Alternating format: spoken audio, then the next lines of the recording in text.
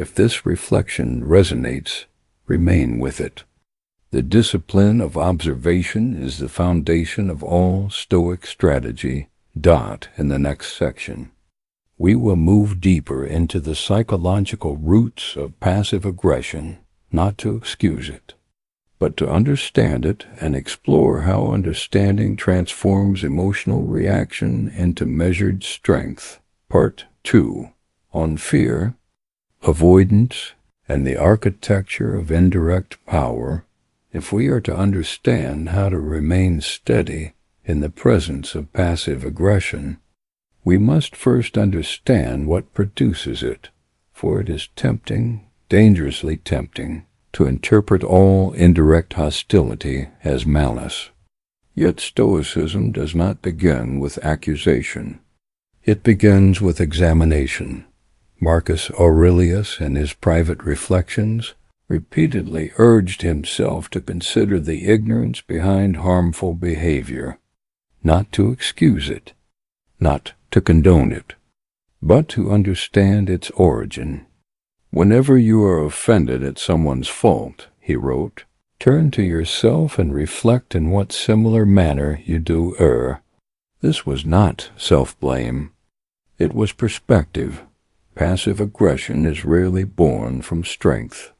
It is born from fear, fear of direct confrontation, fear of rejection, fear of losing control, fear of exposure. Consider for a moment a scene. Two colleagues disagree about a project. One is comfortable with disagreement. The other is not. The second colleague avoids open discussion. Instead of voicing frustration directly, he delays tasks, withholds information subtly, makes small comments that question competence without stating so outright. He avoids saying, I disagree with your approach. He says, interesting. I suppose we'll see how that works out. On the surface, this is harmless. Beneath the surface, it is strategic. Why does he not speak plainly? Because plain speech risks conflict. It risks vulnerability.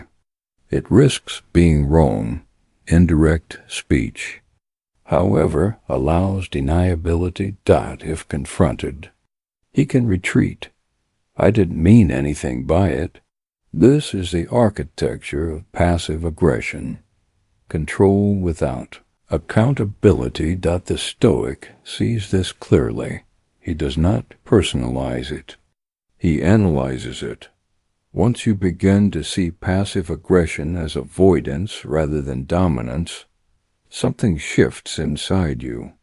Your anger begins to dissolve, not into weakness, but into comprehension.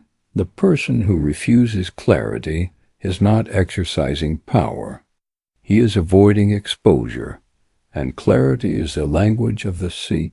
Courageous. There is a profound difference between a person who confronts you openly and one who undermines you subtly. The first risks immediate tension.